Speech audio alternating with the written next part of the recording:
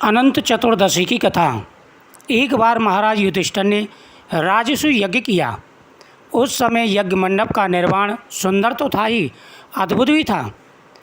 वह यज्ञ मंडप इतना मनोरम था कि जल व थल की भिन्नता प्रतीत ही नहीं होती थी। जल में स्थल तथा स्थल में जल की भांति प्रतीत होती थी। बहुत सावधानी करने पर भी बहुत से व्यक्ति उस अद्भुत मंडप में धोखा खा चुके थे।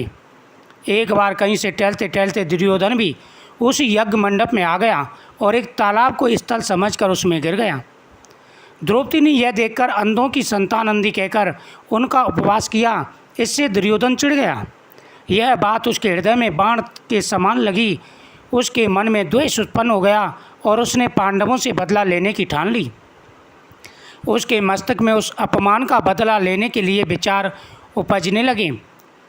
उसने बदला लेने के लिए पांडवों को धूत क्रिया में हराकर उसका अपमान का बदला लेने की सोची। उसने पांडवों को जुए में पराजित कर दिया। पराजित होने पर प्रतिज्ञा अनुसार पांडवों को 12 वर्ष के लिए वनवास भोगना पड़ा। वन में रहते हुए पांडव अनेक कष्ट सहते रहे। एक दिन भगवान श्री कृष्ण जब मिलने आए तब युधिष्ठिर ने उनसे अपना दुख कहा और दुख दूर करने का उपाय पूछा। तब भगवान श्री कृष्ण ने कहा, युधिष्ठिर, तुम विधि पूर्वक अनंत भगवान का व्रत करो। इससे तुम्हारा सारा कष्ट दूर हो जाएगा और तुम्हारा खोया राज्य पुनः प्राप्त हो जाएगा। भगवान श्री कृष्ण कहते हैं कि हे धर्मराज युधिष्ठिर, मैं तुम्हें एक कथा सुनाता हूँ। अनंत की यह कथा सुनने से व्यक्ति की सभी मनोकामनाएं पूरी हो जाती हैं। प्राचीन काल में सुमंत नामक एक नेक तपस्वी ब्राह्मण था। उसकी पत्नी का नाम दीक्षा था।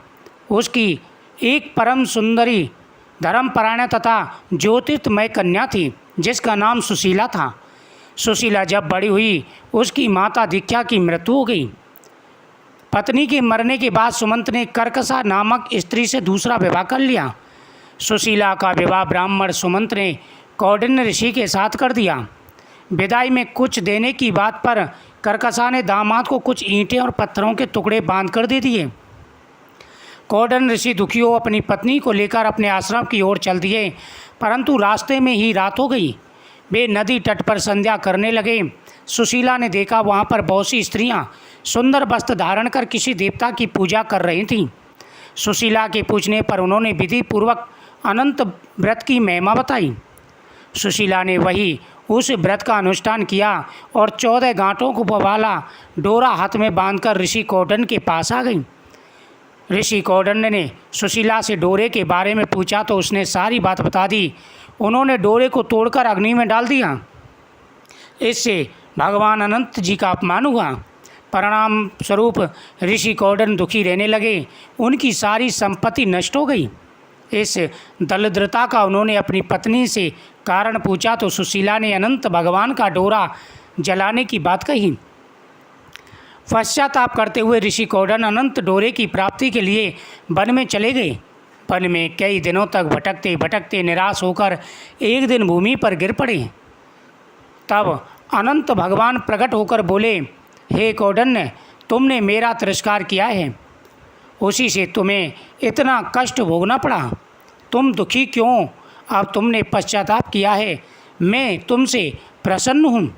अब तुम घर जाकर विधि पूर्वक अनंत व्रत करो।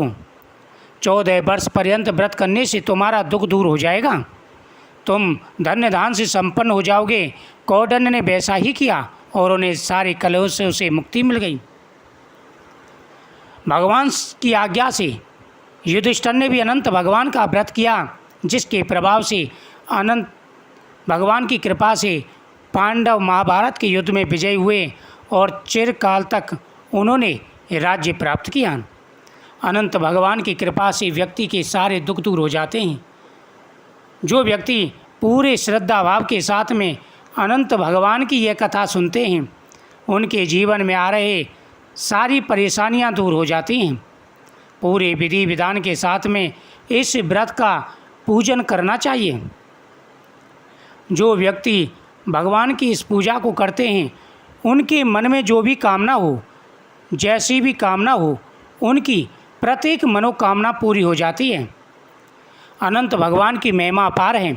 इस कथा का श्रवण जरूर करना चाहिए। इस कथा के श्रवण करने से भगवान प्रसन्न हो जाते हैं और मनवांछित फल प्रदान करते हैं। अनंत चतुर्दशी विशेष धार्मिक मान्यता होती है। यह बहुत बड़ा व्रत होता है। इस दिन भगवान विष्णु के लिए व्रत रखकर पूजा करते हैं। हिंदू पंचांग के अनुसार भाद्रपद मास के शुक्ल पक्ष की चतुर्दशी तिथि पर अनंत चतुर्दशी का व्रत रखा जाता है। अनंत चतुर्दशी को अनंत चौदस के नाम से भी जाना जाता है।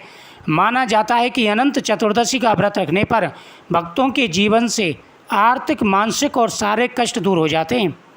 इसके अतिरिक्त मुक्ति पाने के लिए भी यह व्रत रखा जाता है। यह व्रत अगर विधि विधान से रखा जाए तो व्यक्ति हर प्रकार के सुख प्राप्त कर लेता है। अनंत चतुर्दशी के दिन व्रत रखने वाले भक्त मतानुसार भगवान विष्णु के अनंत रूप की पूजा करते हैं। सुबह सवेरे उठकर स्नान किया जाता है और स्वस्थ वस्त्र धारण किए जाते हैं। इसके बाद भक्त व्रत का संकल्प लेते हैं। फिर बारी आती है कलश स्थापना करने की। भगवान विष्णु की प्रतिमा को साफ किया जाता है और पूजा के लिए केसर, कुमकुम, हल्दी, फूल, अक्षत, फल और भोग आदि श्री हरि के समक्ष समर्पित किए जाते हैं। हल्दी, कुमकुम या केसर से रंगी कच्ची डोरी पर 14 गांठें बांधकर उस पर अनंत लिखा जाता है। अनंत चतुर्दशी की पूजा करते हुए विष्णु भगवान के मंत्रों का जाप करना चाहिए। इस घर में विशेषकर आटे की रोटियां या फिर पूड़ी बनाई जाती हैं और पूजा के पश्चात प्रसाद में बांटी जाती हैं। अनंत चतुर्दशी के दिन बहुत से भक्त घर में सत्यनारायण का व्रत भी करते हैं। सत्यनारायण व्रत और कथा इस दिन करने पर विशेष लाभ मिलता है। इस अवसर पर अनंत देव की कथा भी सुनी जाती है, जो कथा मैंने आपको सुनाई है। जो व्यक्ति अनंत भगवान के सामने हवन भी करते हैं, बहुत से लोग इस दिन अनंत भगवान के नाम का हवन भी करते हैं। इस दिन अगर आप हवन करते हैं तो आपके मन की सारी इच्छाएं पूरी होंगी और भगवान तुम्हारी सभी मनोकामना पूरी करेंगे।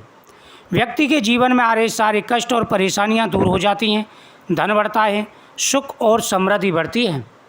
जो व्यक्ति अनंत भगवान का पूजन करते हैं उनके सभी कार्य सिद्ध हो जाते हैं। इस दिन ओम नमो भगवते वासुदेवाय नमः, ओम नमो नारायणाय नमः मंत्रों का जाप करना चाहिए। इस दिन भगवान विष्णु का पूजन भी करना चाहिए। भगवान विष्णु की पूजा तथा भगवान शिव का पूजन भी इस दिन करना चाहिए और अनंत भगवान के नाम का धागा जरूर धारण करना चाहिए। जो व्यक्ति अनंत भगवान के नाम का धागा धारण करते हैं उनके मन में जो भी कामना है वह प्रत्येक मनोकामना पूरी हो जाती है। भगवान प्रसन्न होकर के मन वांछित फल प्रदान करते हैं। तो इस प्रकार से आप व्रत रखें और भगवान की पूजा करें। भगवान आपके जीवन में आ रहे सारे कष्टों को दूर करेंगे। बोल अनंत भगवान की जय। ओम नमो भगवते वासुदेवाय नमः। अनंत भगवान की यह कथा बड़ी ही सुंदर है और इस ज़्यादा से ज़्यादा कथा को शेयर करें, चैनल को सब्सक्राइब करें।